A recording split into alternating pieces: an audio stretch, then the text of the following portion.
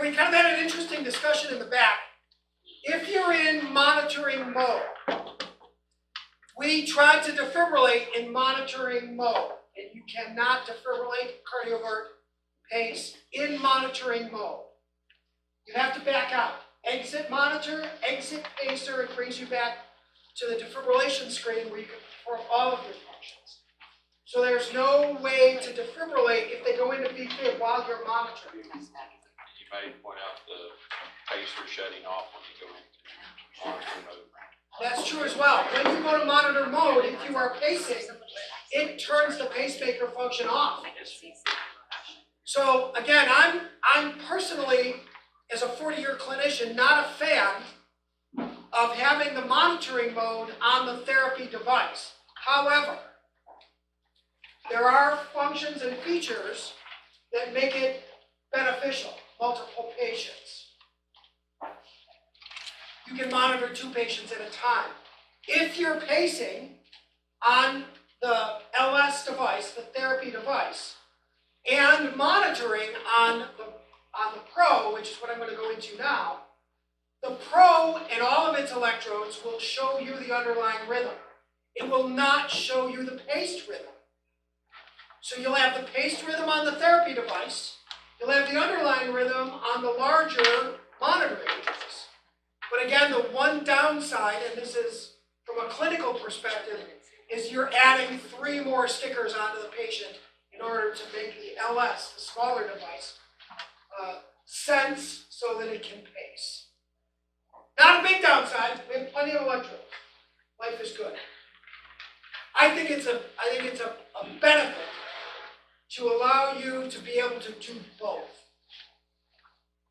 I was just saying to Heather, I think that's super cool that we have the ability to see the underlying rhythm and keep pacing. You know how often our hospitals want to say, well, let's stop the pacer for a second and let's see what's going on. And they kill our patients. Let's not stop the pacer for a second. Let's keep the pacer going. And here's the dang rhythm. We're doing the right thing. Hush your mouth. Okay? So, but maybe a little more respectful. Okay to say, oh. Can I say that to my nurses at Chicago?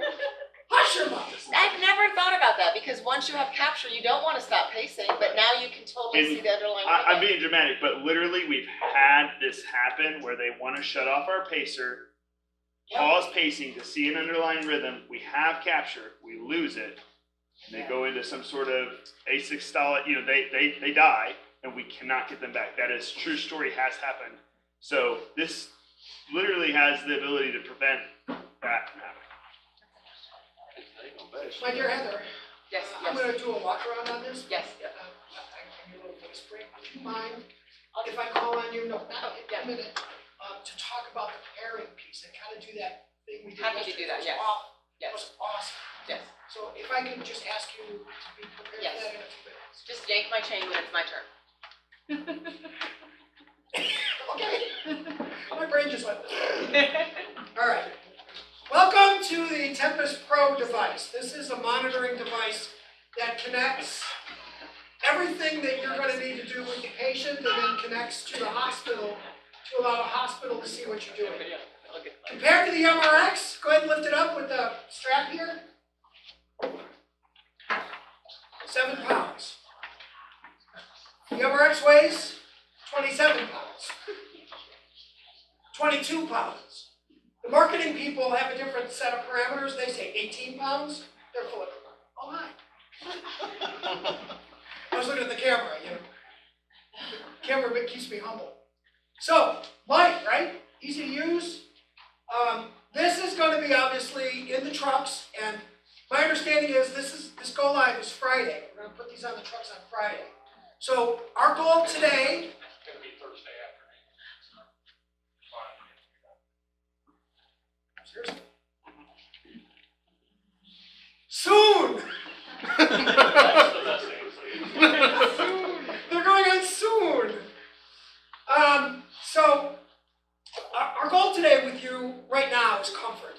I'm going to take you through as deep as I feel is necessary today into some of the menus, but I really want you to sit down with this before you work again and just go into the deep menus and find out the power that this device will bring you. I'm gonna try not to go deeply into the menus, and I implore you, please don't go ahead of me in the next hour while I discuss this and go into menus and then get lost. So there's lots of cool stuff that this will do. But from a standpoint of what this is set up for, very similar to the MRX. Two sides to the monitor have monitoring parameters. The monitoring parameters are all on really one side, just like the MRX. MRX meant monitoring and therapy, RX. And when you looked at the physical MRX, all of the monitoring things, all of your connections were on the left side. All of your therapy stuff was on the other side. Well, this doesn't have therapy. So it's got some other cool stuff, most of it data-driven. All right? The bags that you have are set, I believe, how it's going to be. You've got in this device the power and capability to do everything that you're doing now, plus you have the power and capability to do methemoglobin. Those cables are going to be deployed. I don't think they're in the monitor now, and if they are, very easy. It's a very easy system, and I'll talk about that when I get to it. But the walkthrough of this device, very similar to the walkthrough of the LS. Green power button is on, off. This power button will give you all of the things that you need to do in about 40 seconds. All right, our competitors love that. 40 seconds! Lighten up, Francis. You're not doing any therapy in 40 seconds. You gotta do a seat size up, I gotta get your name, I gotta get a pulse, I gotta get the dog out of the way. So 40 seconds, you know, this is me being in Chicago, ain't nothing, so relax, right? This is connecting to Wi-Fi. It's connecting to all of its systems. It's booting all of the things that you're gonna be able to do up. And like when you're on a critical patient and you do this first, your heart rate's gonna go up a little bit because like, where's my monitoring? It's coming. It'll be there, right? But it's monitoring. You're gonna do a blood pressure with a stethoscope and a regular blood pressure cuff before you need this, right? That's the right way to do it. I'm saying that's the way you do it, but the right way to do it is take your blood pressure with a stethoscope first. I'll get into that tirade in a minute. The monitoring stuff is available, again, to you immediately. The monitoring cabling is a little bit different. I'm going to warn you on that. Not bad, just different. And I know change is hard in EMS. Change is hard, but that change is not a big deal. This is just as easy, just as effective. All right? So, power on. The two blue buttons maintain your alarms. These devices have some robust and sensitive alarms. They are programmable in some ways. But if the patient goes into VTAC or VFib, that's not really programmable. You're going to get an alarm. All right? The blue button on the top, and this is an important distinction. The blue button on the top turns all alarms off for 2 minutes. And there's a counter. There's a countdown counter once you turn this alarm off. You're going to see on the device, once you press the blue button, that there'll be a blue background that goes on each of the parameters, and that those parameters, that blue background is an indicator to you that the alarm is off. All right, let's say the patient's picking their nose with their pulse ox on, or whatever they're doing with their pulse oximeter on, and that alarm goes off. Then the orange button turns that alarm off for 2 minutes, not any of the other alarms. So the orange button, specific to the individual alarm.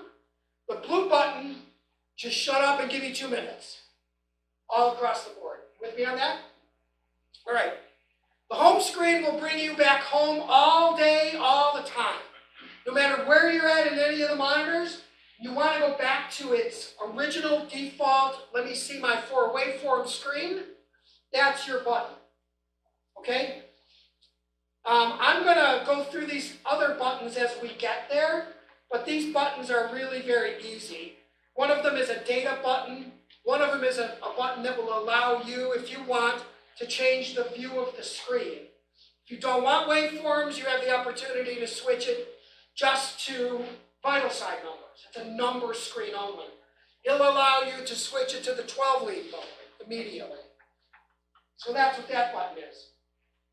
The People button allows you to do data inputs on things such as age and gender, patient name, some of those other things. The People button allows you to put your names in at the start of shift so that your names are transferable into the Corsium cloud, plus into, and again, I don't know if this transfers, but into ImageTrack. So a lot of that data is available to you here. The buttons, the green button and the blue button are all about data movement, and Heather's going to talk to you a little bit about that later as well. The battery indicator, I'd like you to press the battery indicator. The battery should light up for 4 lights. Each light represents about 20% of battery power. Same thing is true on both of your other batteries. There's a light on each of the other batteries. Battery on the LS and a battery in here. If you take this out, you can find out how your battery power is there as well. There is in the battery power mode, no, that's another piece. I'm sorry. I'm going to keep going. So these buttons, again, we'll go through these buttons. The top button allows you to print and take a photograph for the permanent medical record. The one thing about printing that we learned yesterday that was a little troublesome is on the MRX, you press the button, you expect it to start printing. Here, you're going to press this button, it's going to wait 20 seconds and then start printing, give you a snapshot of what's on the screen in those 20 seconds. So it's not an immediate print. If you hit print, you're going to get what you want, because there still is that delay to go back 5 to 10 seconds. Another configurable option, how long you want it to go back. But it'll go back, for instance, you want to capture PVCs. You want to capture something. Hit the print button, it'll go back and then give you a certain number of seconds back and then 20 seconds after you hit the print button. Make sense? All right. So on your left side, could I ask you to unzip all of the bags, please?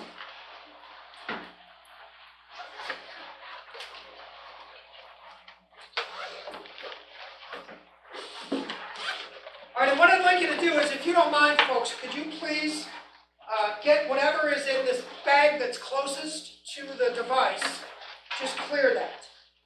And open it up as far as you can open it up. I think the zippers will spill that, I spill. Already spilled it.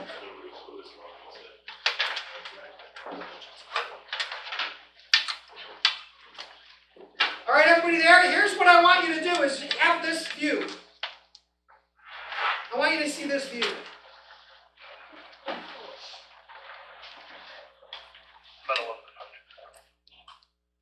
All right, a lot of things are already plugged in, right? You see EKG is plugged in, non-invasive blood pressure is plugged in, pulse ox is plugged in. 2 parameters are not plugged in. End-tidal CO2, which is that door with the yellow bar on it, and then just below it, and in my bag, it's kind of obscuring the 2 temperature probes. So this has the ability to do, obviously, 3 and 12 lead EKG, non-invasive blood pressure, pulse ox, methemoglobin, all of those parameters, end-tidal CO2 monitoring, and temperature monitoring. You with me on that? So pretty easy, pretty cool. Nothing to plug and unplug for you is really the workflow issue here. Nothing to plug and unplug, except end-tidal CO2 and temp. Those are parameters that are so specialized, you know when to use them. The end-tidal CO2 is exactly the same as what you have in the Philips monitor. Here, as opposed to the MRX, there's a door that allows you access. If you could, please use your finger, open the door, and see that it's spring-loaded. All right, I don't usually like to get into the IP ratings, the ratings of how rugged this is, but this is second to highest rating on durability. And one of the reasons it's not the highest is because of this door. This monitor is usable around water. I'm being very careful with my language. Around water. It is not necessarily usable in water. Not necessarily, so there's a chance. So you say there's a chance. Again, this is my language, gotta be very simple here. Alright, and the reason that we can't rate this an IP7 is because of this door. This door is not sealed when it's closed, it's just closed. And the water will get in through the untitled CO2 sensor, and then, get in the device, and that's a bad day. Right, so if this monitor ends up being dropped in the lake, or, falls off the boat, or whatever, it probably will continue to work, but there's a good chance that water is coming here.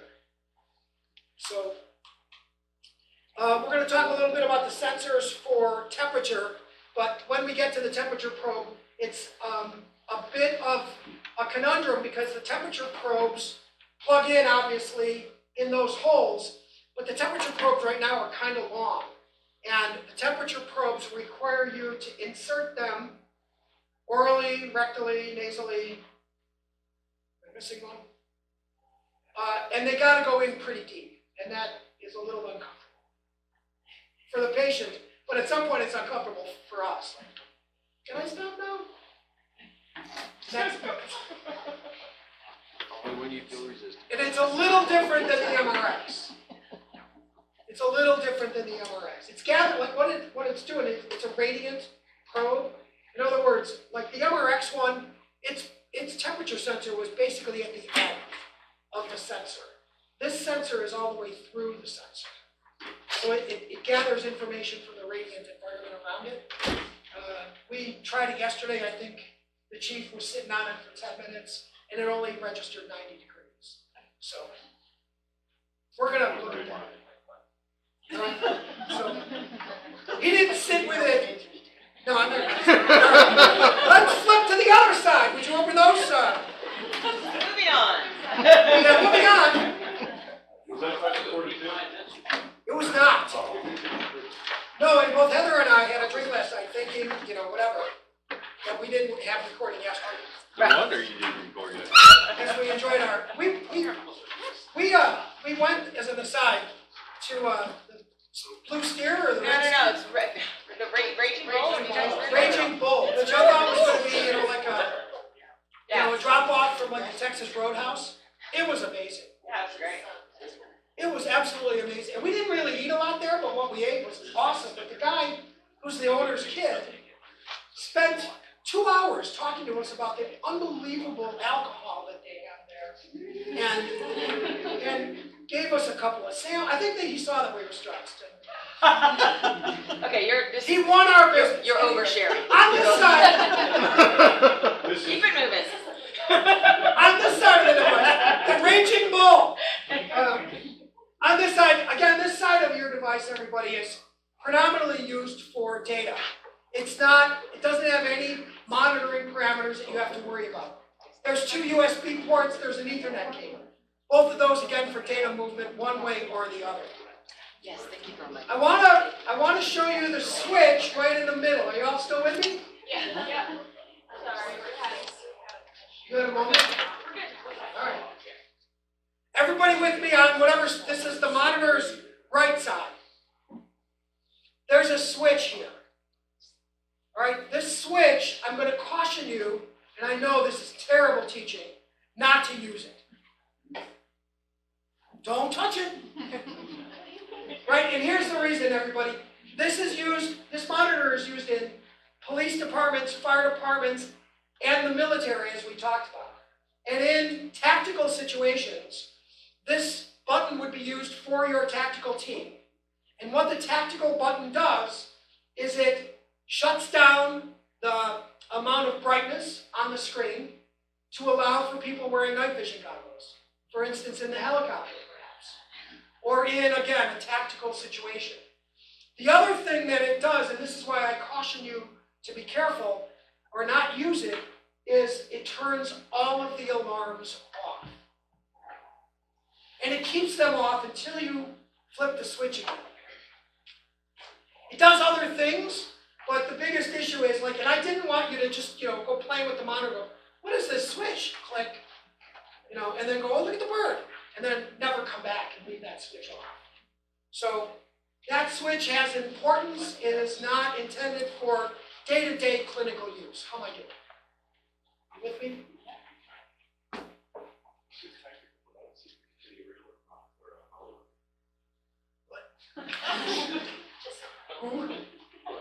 Where? The nub up here, again, this nub up here allows for charging.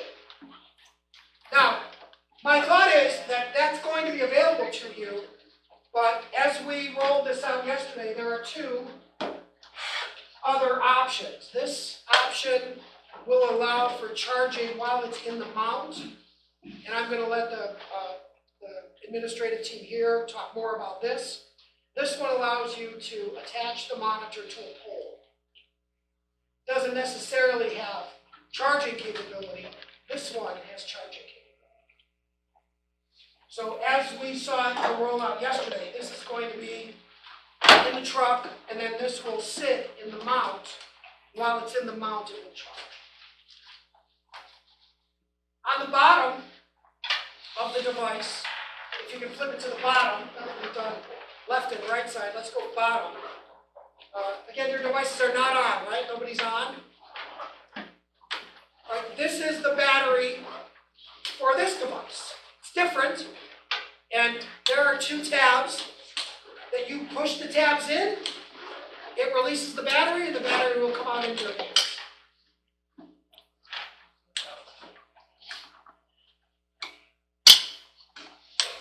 On the top of the battery, there's a battery charge indicator. Press it, please. Should be at 4 lights. Again, each light, roughly 20 to 25% of battery life.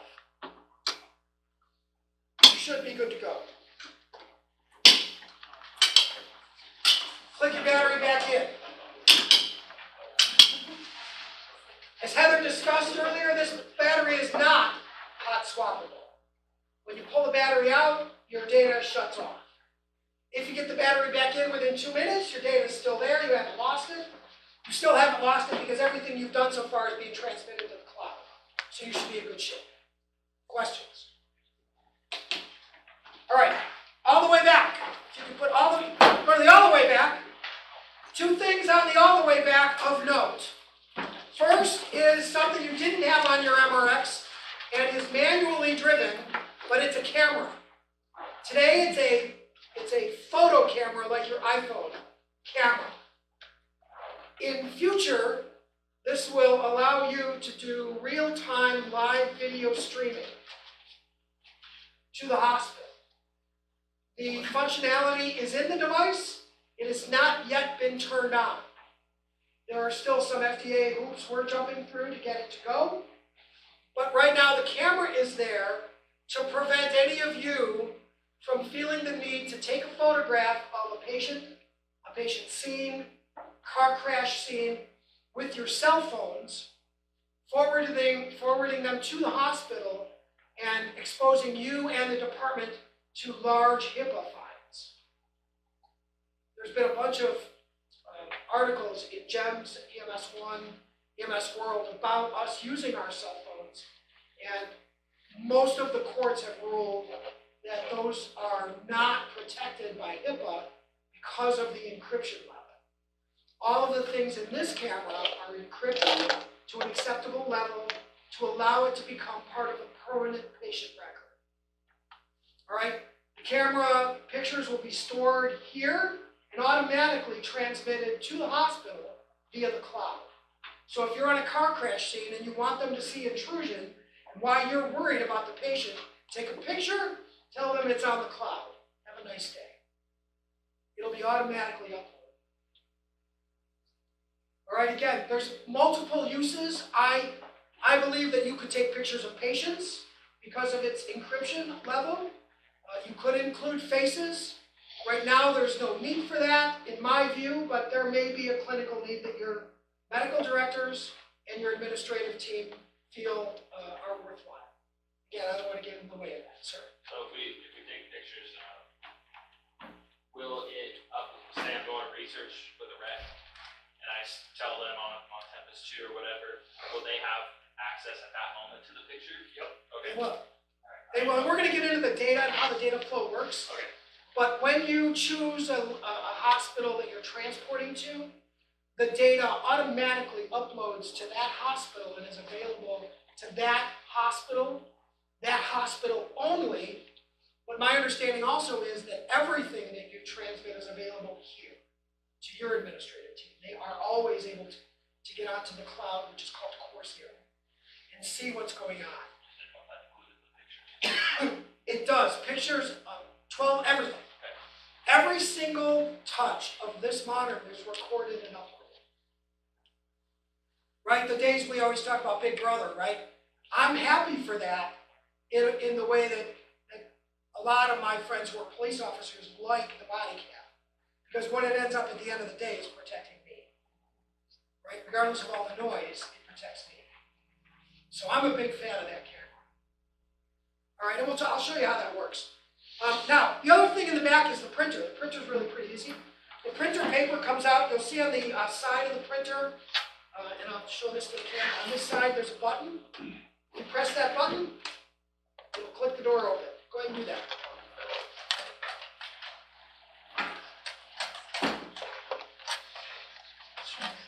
All right. Once your door opens, you have access to the roll of paper. One of these walls, one of these connector, one of these, I don't know what I would call it. There's a holder, you know, like your toilet paper holder, there's a nub. The one closest to the button is movable. And that'll release the paper and allow you to change it. Is everybody able to get the paper out of there? Come on. Say again? Push that button.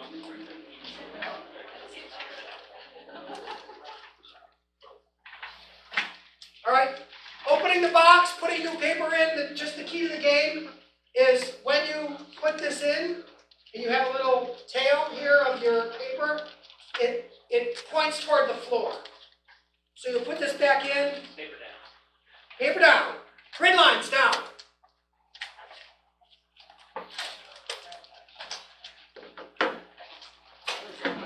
And if you need to use the little movable wall to get it to go, that's fine. Give yourself a little tail, close and lock the door, tear the paper off, and you're good to go. Friends, you're going to notice that this paper is bigger than the paper you're used to on the MRX. Sometimes they cave to us, sometimes we cave to them. We like the bigger paper. So we have it available to you here. This is much bigger than the 75 millimeter paper we used on the MRX. So I think you're going to like this printout. All right, one other thing here, everybody, is this little bridge, this movable piece that allows you to prop your monitor up. Right, what you're going to find, everybody, especially as you get used to this, is that your monitor's fine if you don't touch it. If you come close to it and push it, it'll close. Now, I'm sure there's a good reason for that, but I frequently find myself pulling this back down. Just from a perspective of I want to see the screen. All right?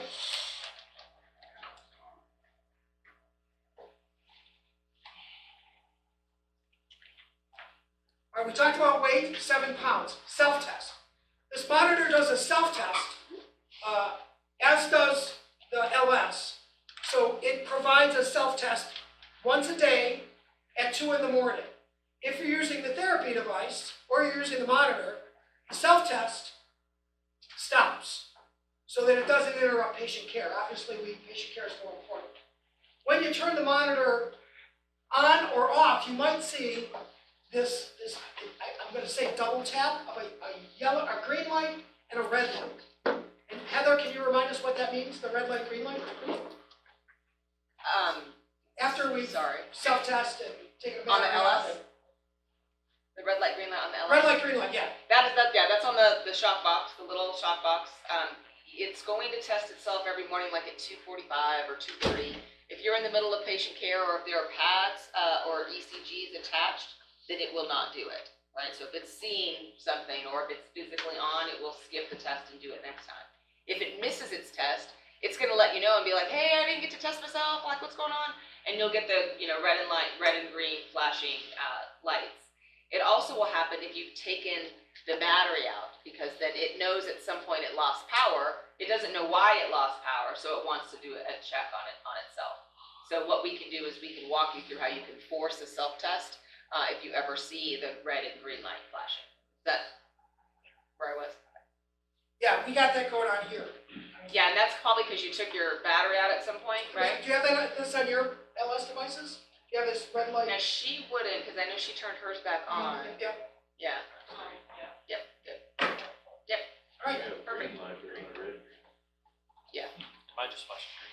Perfect. Yeah, so red, it's just like your AED, right? Green flashing light, ready for use. So it's happy and it's passed its last test. And my notes on the board, you see me looking back at the board, things I forgot to talk about, Mr. Reese. So if it My- turns, they're my if it reminders. needs to do a self-test and it No. turns on, Okay, it does its self-test. if it hasn't done a self-test when it was supposed to, it'll give you the red-green, or if it's lost power at some point. It will do the self-test the next day. It doesn't go back. It's like when your doctor says, don't retake your medicine, just take the next dose, right? It'll do the next test. So if you see red-green, what you'll do is ask it to do a self-test. And that'll be like, and then it'll clear it. That's yours. Am I being more confusing? Well, some of them are flashing red, green because I took the battery out, and then I already took the battery out, but we turned ours back on, so does turning it back on do a self-test? Yes. No, sorry. Turning it back on does not do a self-test. It clears the issue about the battery. Okay. Yeah, thank you for letting me clarify Oh, that. yeah, that's a good question. Yeah. All right, thank you, Heather. Yes. I'm about to come back to you, though. Be ready. Okay, I will do my best. All right, everybody, would you mind, You're doing again, research. the button for power is similar to the button, power on the Pro is similar to the button of power on the LS. So go ahead and turn your LSs, or your Pros, these, you and I get confused sometimes, turn the power on. So you're gonna notice that you have to press and hold it to turn it on. And no need to time it, but during this time that the monitor is powering up, you're going to be doing other things. So it's going to go to a splash screen that says Tempus LS. You should all be there. Sorry, Tempus Pro. You should all be there in that screen. And it's performing its self-test on turn on. All right?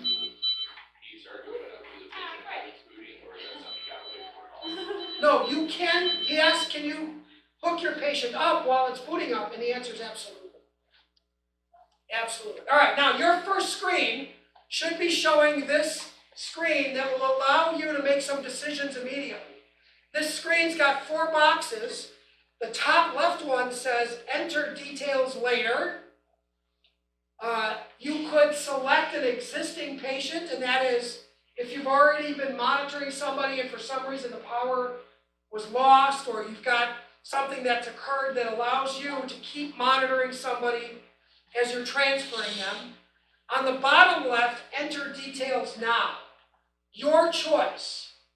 If it's a chest pain patient, respiratory distress, anybody in your clinical profile that would require a 12-lead EKG, my simple recommendation to you is enter those details now. So would you please press that button that says enter details now.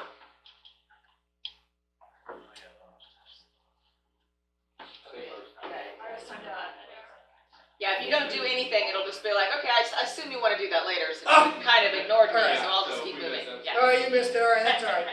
So we'll go back. We'll go back in a minute then, if you lost that screen. But it brings you to the same screen that you would go to as if you hit the people button. So would you mind hitting the people button? Let's do that. Okay, again, you're going to have this screen pop up when you say enter details now. And at the very top bar is going to be patient details. And it allows you to put in adult, patient age, patient gender. And then you're ready to roll with a 12-lead. Real easy. All right? Questions about that? So let's put in an age and a gender now.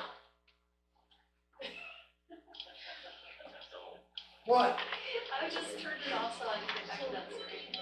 Don't worry. You're coming? You're coming, I think. All right, again, I'm gonna ask, stay with me. You're doing great. Did you all put in an age and a gender? Yes. button on the bottom that says back. Hit the button on the bottom that says back. You'll have to hit that twice. Or you can just hit the home button on the very bottom next to the orange button. Again, either 1 or 2 button pushes to get you home. How do you know that? You don't have to hit anything. Nope. Keeps it. What was the question? How do you know whether the monitor has kept those details? Is there like a confirm button? Is there an attitude? And the answer is that. Just trust in the temple. All right, here's your turn, Miss Heather. Oh, good, yay. What I want Heather to talk to you about is this beeping, Yes, which may or may not be an alarm, but which is the pairing process of these devices. yes, okay, let me come on back to do that. So Heather's going to talk to you about the pairing and making sure that you've got the right device with the right device, and if they become unpaired. Panic, I'm just kidding. Scan. I'm so, that is so inappropriate, okay. You're- Why were you beeping? Were you upset? EKGs. Got it. Perfect. Okay, so your small box is the defibrillator called the LS. It is designed to get up and running like a Ferrari and just take care of everything, right? It does not need to be connected to your Pro. It does not need to be in the same room as your Pro. It does not need to be in the same county as your Pro. It is designed to be used on its own to save a life. Pace and cardio burn, right? That's what it does. Now, when it is on and paired to a Pro, it'll send all the data because this guy's super simple. He's just very simple, right? He doesn't do anything other than cardiac monitoring and defibrillation. Doesn't send data, doesn't do SpO2, no 12 leads, nothing like that. So it depends on the Pro to send all that information basically to your image trend via our cloud, right? It's, they work together like that. You can use them 90% of the time together on the same patient, right? But if you need to separate them and use the LS to just monitor a weird looking patient, they're not urgent, but you just want to keep an eye on their cardiac activity, you can monitor a patient with just the LS and then have your more acute patient on the Pro where you've got more, tools and whatnot. So you can monitor 2 different patients, but usually you'll monitor them in the same place, right? So we're going to walk you through how to do that. We've already paired every LS to every Pro, but then we also move them around so sometimes they may not be with their friends. Once they are paired, it's with a military-grade Bluetooth, which means it's just encrypted. It's a stronger connection than just like your headset or like whatever it is in your car. It'll stay paired, right?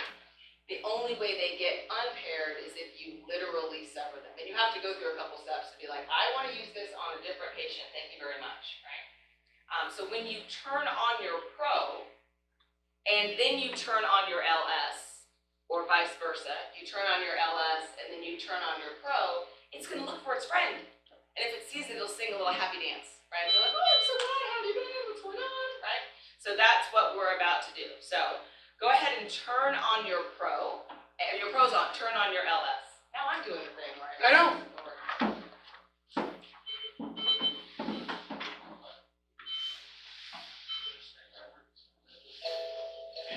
We got the happy dance here.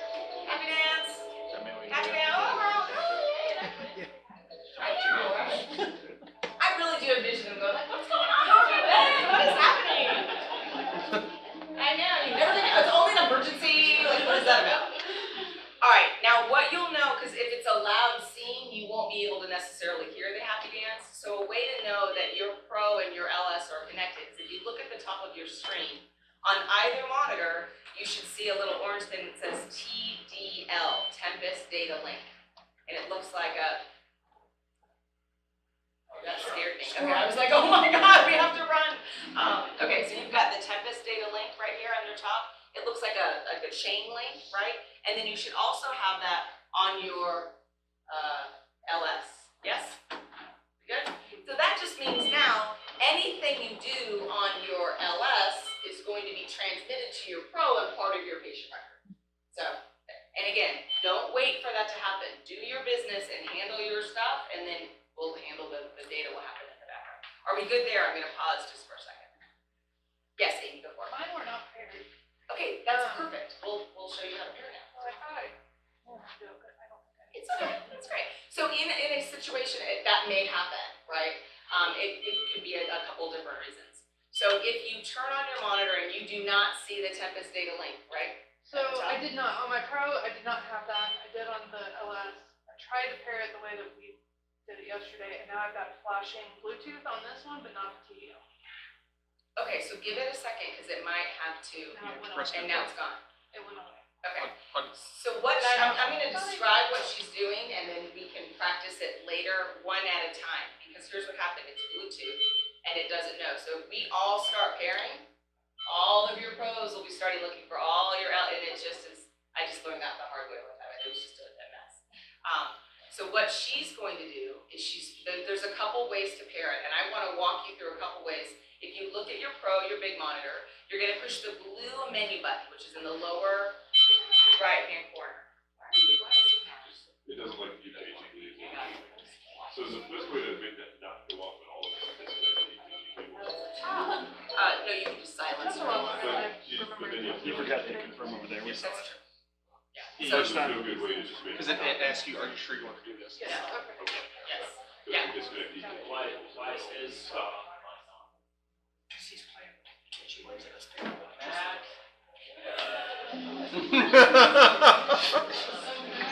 He's getting ahead of us. Okay, so right now, You did too. okay, so really quickly, everybody's Pro. Let me have a Pro. Where was the one that you were using? Right here. I might have taken one of them. I mean, it's like, right, you know, it's so funny, my brain is still looking for a big monitor, I haven't like figured it out. Okay, so you push the, okay, so let's come back, sorry, that's my bad, I got you guys off on the run. So you're gonna hit the blue menu button in the lower right-hand corner, and the very first thing on your screen, Side conversation. okay, blue menu button, very first thing on your screen should say TDL settings, is that right? Okay, go ahead and touch that. TDL link means that I want to be linked. Identify connected Tempus LS is literally where you start to play Marco Polo with your DFib. So this will be fun. We're gonna push that and it'll basically say Marco, and then your DFib will say Polo, but it'll do it in a song. So go ahead. Go ahead, it'll be fun. Go crazy. No, not here, just identify. This was already there. It's already out. Yeah, you want.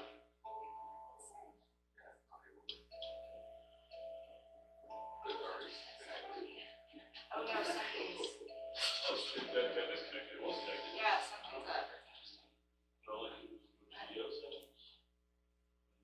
We'll fix that later. It's waiting, somebody's trying, oh, it might be Amy. She might be, yeah, so it could be that somebody, I don't mean that sounded like I was blaming you, that's not what I meant, yeah. No, it could be that it's trying to pair with somebody, because see how it says waiting for the Tempus? But so why, but it shouldn't, I mean, I'm assuming that once it's linked, it shouldn't try to pair with another. Because this one's still linked, So this, you may not be unless connected, they were paired to different ones, I guess. but you are not actually paired, I am paired. See how I did, so when I push identify, Remember, we took that device that you were paired with away, Yep, and it's off right now. okay. so this is actually perfect. Do you know why this is perfect? Because he's been running this whole call with a defibrillator, right? Showing that you can use it on a separate patient, right? He happened to be using mine, but we didn't know that, right?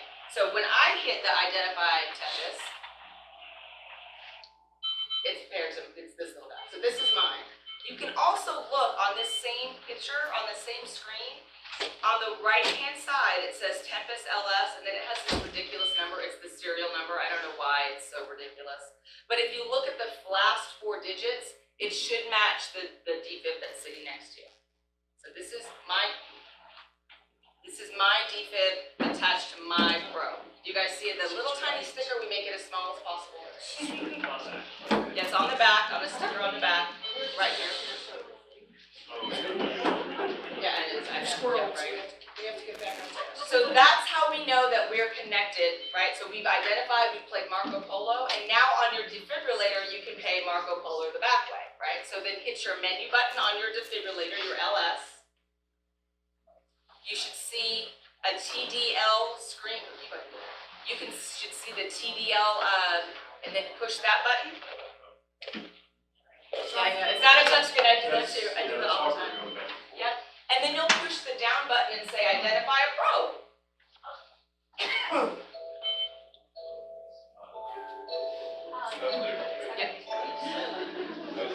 Yeah, on a list, yeah.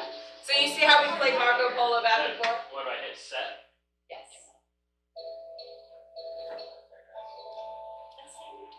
Yeah, so now you've been able to identify, so there's a couple ways. You can ask your defibrillator to ask where your pro is. Hey, where are you? I'm over here. You can ask your pro to find your LS. Hey, I'm over here. And then you can also just physically look and see which device it's on. Right? Are we good with how that's I love doomsday questions. Well, what if by chance, say, my guy dies and another truck is helping me on their phone? And can I link up to theirs really quick since my monitor? Absolutely. So, Will theirs interfere with mine though? Like say their monitor is sitting right on? okay. So once it's paired, even though this is like sitting right next to it, those are separate. My defibrillator is attached to my pro. So I can hijack his if I need to. Yes. Awesome. But remember, the only reason you would need to is to move the data. Right. It's not about taking care of the patient. Right. I just hammer that. Like, it's not about like, oh my God, I'm not paired, I can't defibrillate. No, please. No, right. Like I get that. I was curious. So if I Yes. wanted to borrow theirs for a call, like to go with Yep. me, I can just. Yes, and so I'm gonna demonstrate that now, because I don't need a defib, but he does.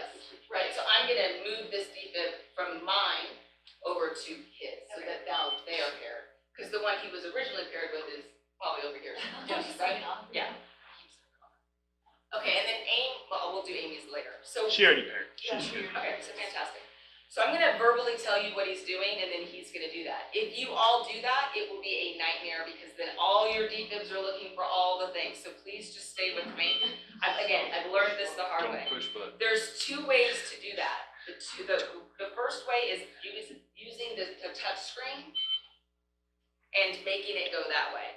So on your touch screen, are you on the same menu that it has the TDL settings? You've got TDL identify, right? Underneath that, it says pair to a Tempus LS. Do you see how that P button with the little circle around it, right? So you've got that, and then on your monitor, or on your defib, on your LS, if you look where the menu button, do you see a little tiny P with arrows around it? Right, those are the same thing. So you can push this button and this button at the same time. Okay. No one else do it. On the actual side.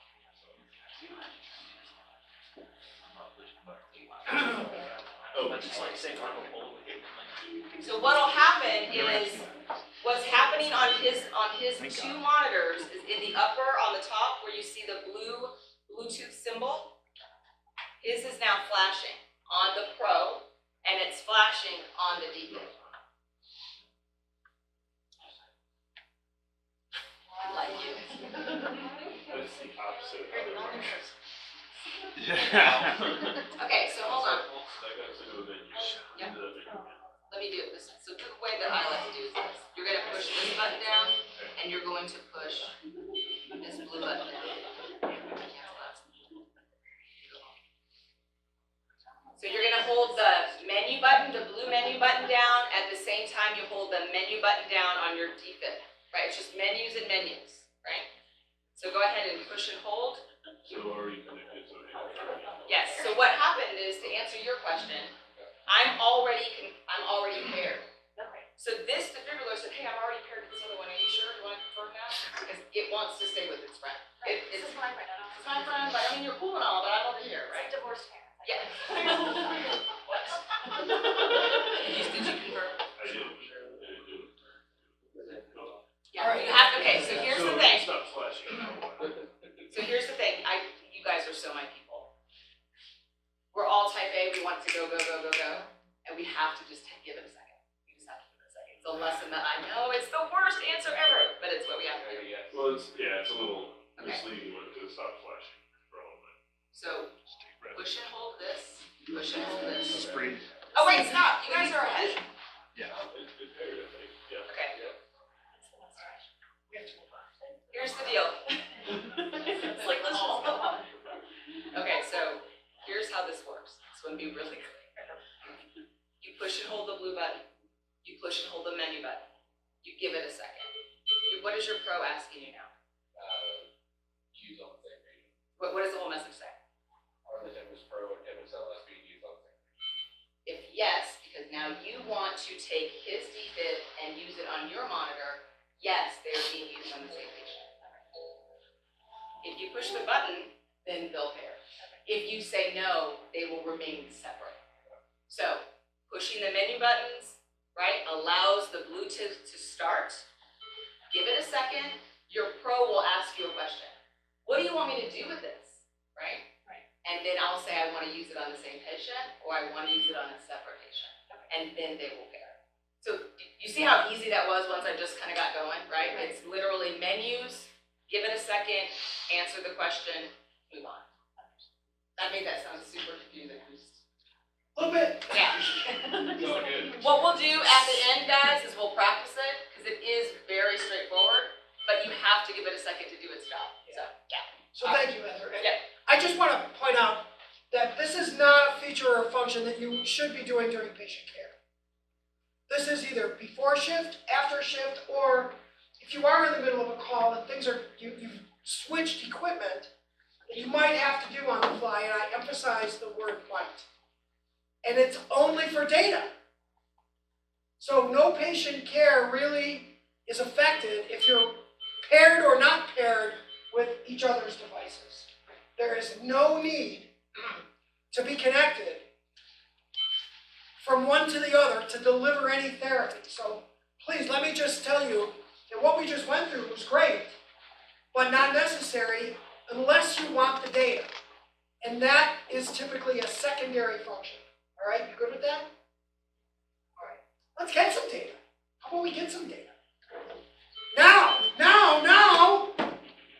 please connect your EKG leads from the Pro to your simulators. And you're going to see two sets of leads. Right? One set of lead has 4 wires. And if you remember, all y'all, 4 wires gets you 6 views. 4 gets you 6. If you only want to hook up 3, more power to you, but you only get 1, 2, and 3. You want AVL, AVR, AVF? Hook up that little green ground double wire. You're going to get everything you want. You do not. You can turn your LSs off.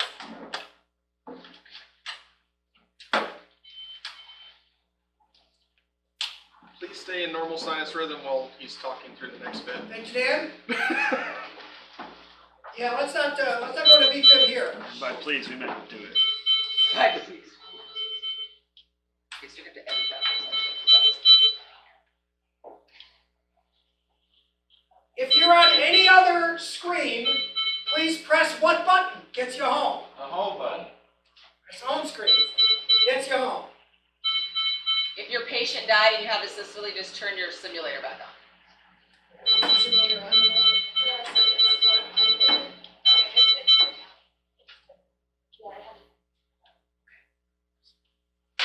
Cable set, 4 wires. You've got a nub on the top of these wires. This nub is for your 12-lead connection. You should have in your bag a 12-lead set of wires. Would you please connect them to this wire and then connect those to your simulator? You're on your right couch.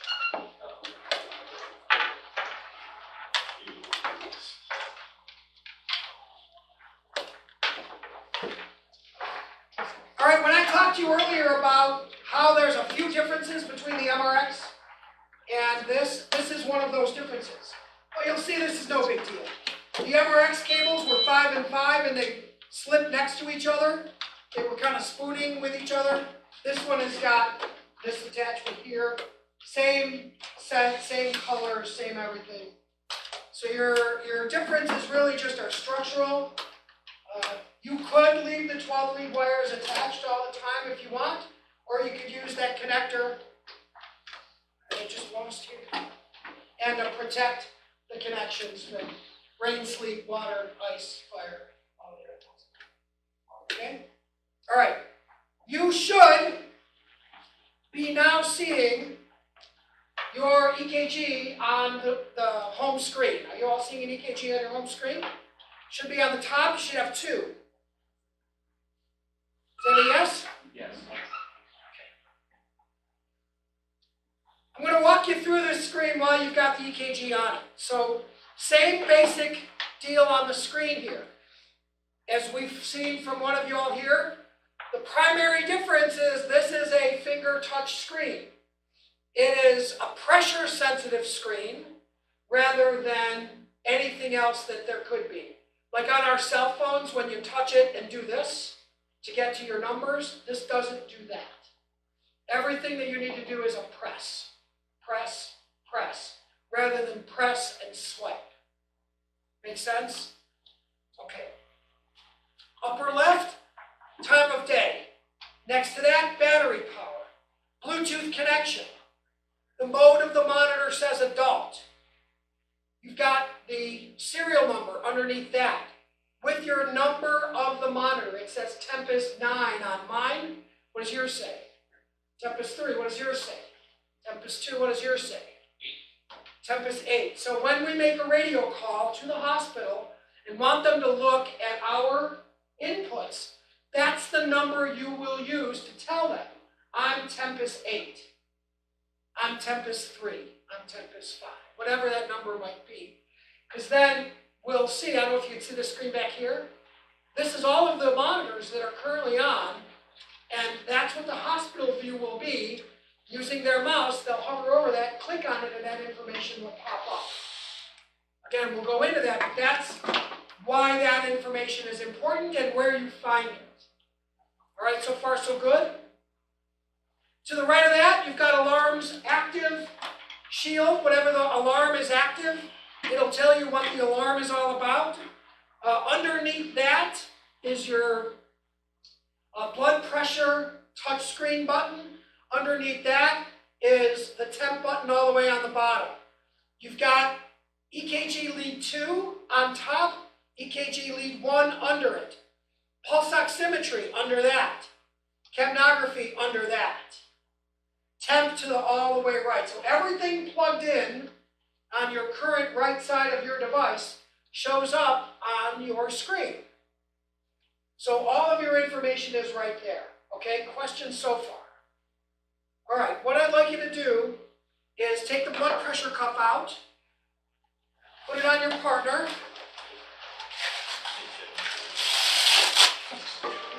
and let's do a hypertension check. While you're doing that, I'm going to tell you this is the same, please, the same blood pressure technology that you're using on the MRX. Sumtech is the manufacturer. This is motion tolerant. It is not motion resistant. Clinically, it's my responsibility to tell you as a clinician that this is a secondary device for blood pressures. It should not ever be used as the primary device for a blood pressure, despite the fact that we all do it. What am I doing? Right? The nurses don't set good examples for us when we drop a patient off at the hospital, because the first thing they do is grab the non-invasive blood pressure off the wall, put it on the patient. What's the primary difference between their environment and my environment? We're moving, and this will affect the blood pressure.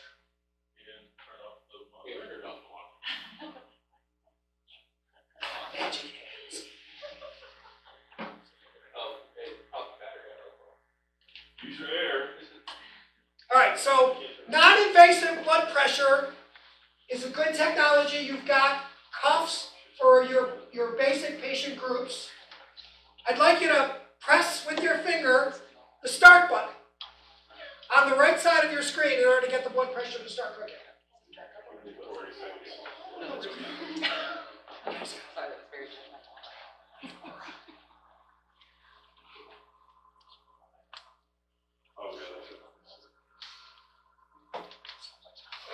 All right, just like the MRX, this goes up to about 170. That's a configurable option. 170 seems realistic. If it senses a pulse and we need to move forward, it'll go up every 20, like it'll go up by 20. till it reaches a top end of 20 above what it's sensing for a systolic pressure. So 170 is the ceiling. If it senses, it'll just keep going for those people who are hypertensive.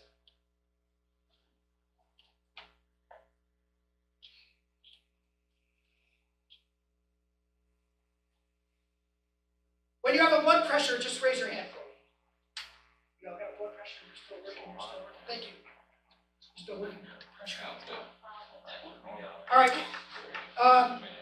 Friends, you can use this non-invasive blood pressure cuff on calves, on forearms, and it'll give you a blood pressure. Clinically, the more distal on an appendage, the higher the blood pressure. So if you're expecting 120 over 80 up here, you're going to get 130 over 90 here, and the same thing is true on the leg. So your numbers are going to be not only based on what the clinical norm is, but where the location is. Got pressure? Anybody hypertensive we need to look at? Heather, you good? I don't know, I might need to be checked out. All right. All right, you got your blood pressure, all good, right? All right, now you're doing a long distance transport. You're going to Kansas City. You don't want to press the button 28 times. On the screen, hit the blood pressure on the screen, and it's going to open up NIVP settings. All right, now you get to set your parameters. You get to do some things here, set some limits. If you've got somebody hypertensive, instead of, and I think you mentioned this, and I don't remember your name, I don't want to mess with the alarms every 2 minutes. Change the parameters. Right? I got somebody whose normal blood pressure is 190. They're fine, and they're clinically good. Nothing I'm going to do about it here. Change the parameter on your device so that the alarm limit is above what they're doing right now. All right, so that gives you the opportunity to set your systolic, mean, and diastolic limits. You'll notice that there is an arrow that will allow you to move the menu down. Hit that, and that's where you can actually change the inflation limit. It says 170 right now.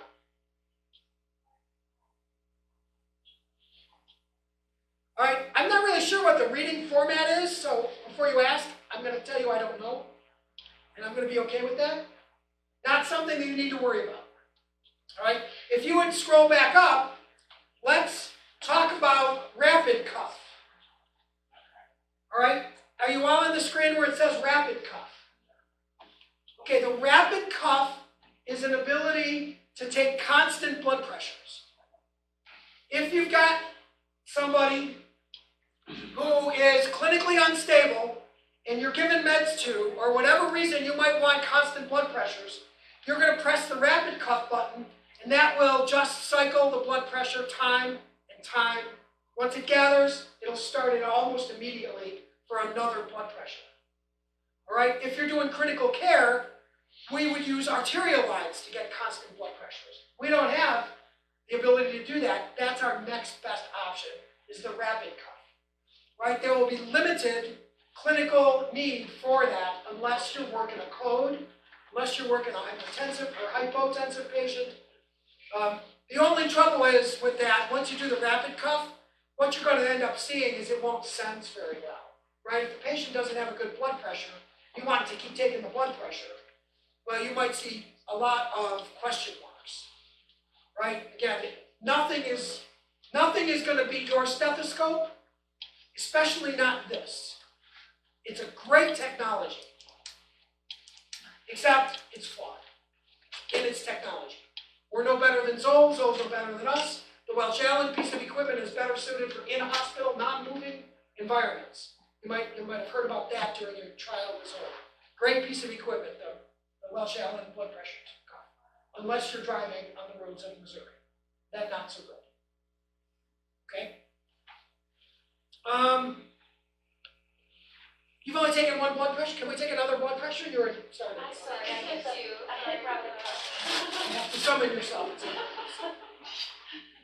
All right. From this screen, you can also start a new blood pressure. So there's two. You know, if you're looking at this and you're changing the parameters, you want pressure, you can hit the start button.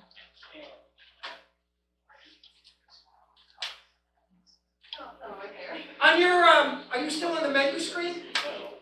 Would you get in the menu screen? I want to direct your attention to the mode. You've got a green light next to one of those three buttons. What does yours say? Auto? Okay. You can change it from auto to manual and just do manual. Right now, my monitor is set for 15 minutes. It's a cute 15-minute interval. That's what you're going to get right now. You don't have to do anything. If you want to change that, you can change that. If you want to get a blood pressure in between the 15 minutes, you can always get that. It will not throw off the schedule. So your schedule is the schedule. Q15, life is good. Oh, you don't look good. Let me hit the button. You're going to get another pressure.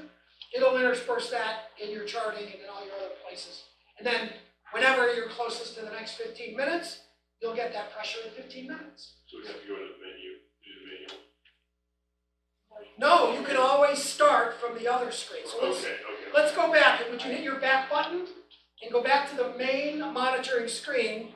You always have that start button, which is an override of your 15-minute interval.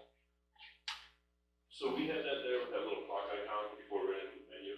If we were to just hit start on that, would it automatically click in every 15 minutes? The 15-minute time frame starts on your first press of the start button. Okay. Then nothing you can do alters that unless you want to do it manually. Okay. And there's two ways to do it manually. Press that button or jump into the menu and change it. And you can change the intervals as well. Sir? So if we have a patient and we want to be taking a blood pressure for 5 minutes. Yep. When we turn the monitor off, we go on our next call, we turn it on. Is it still 5 minutes from the last call, or will it switch it to 15-minute as a default? So it depends on when you turn your monitor back on. All the parameters on these devices stay active for 2 minutes after shutdown. If you're 20 minutes into a new call, it goes back to the default.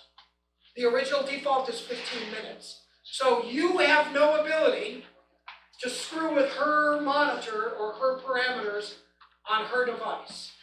Or yourself, right? You can't change those defaults. Excuse me. Unless you're doing a patient care event. You can mess with it all you want when you're taking care of your patient. You have power, you have control, go crazy, do what you want. Turn it off, wait 2 minutes, it's back to what he says. Yeah, damn. Is there, I see that we took our last blood pressure at 11:09. Is there a countdown that I can get to see when the next 15-minute one is, or no? I'm not seeing it so far. Not to my knowledge, there's no countdown clock on that. There's countdown clocks in other good places, but most of it is therapy related. Or there's things that we want to control you for, and there's other things we're just like, this is yours. All right, that's blood pressure. All right, if I could get you on your pouches. He's got it. He's anticipating me. Get your pulse oximeter out. And can I steal it?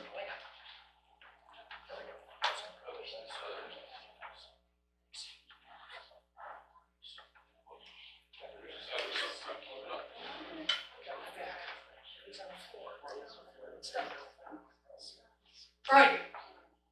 This is your pulse ox. It's the same pulse ox as you used on the MRX. Okay? Couple things. One of the guys yesterday said that he just learned that you could use this pulse ox on adult and pediatric patients. And that to use it for a kid with a small finger, you just take the side that you're used to using, the big fat side, flip it around. Here's my kid's pinky. Put it backwards. All right, it'll sense on infants and children. So it doesn't really matter. There's no age limit on this. Okay, so this is intended to be wire side up. It'll work any way you do it. It's intended to be wire side up. I'm not telling you how to do your job. If you've got nail polish on a patient and it's not sensing, of course you turn this sideways and it'll go through sideways rather than through the nail bed with red nail polish, which will reflect that. The connection on this allows you to change from a pulse ox to any of the other parameters that you have. Simply open this up and pull it apart. Put the other parameter on, and it's going to alarm, looking for the information, but it's going to sense and give you the data once you're ready to rock and roll. Make sense? All right. And that includes the methemoglobin and all the other parameters that are available to you. All right. If you would please, press on the screen the pleth once you get a waveform. You got a waveform on your finger? And this is going to be a never-ending story. This is the sub-menu for pleth. If you want any parameter changes, you have the ability to do it on your call. And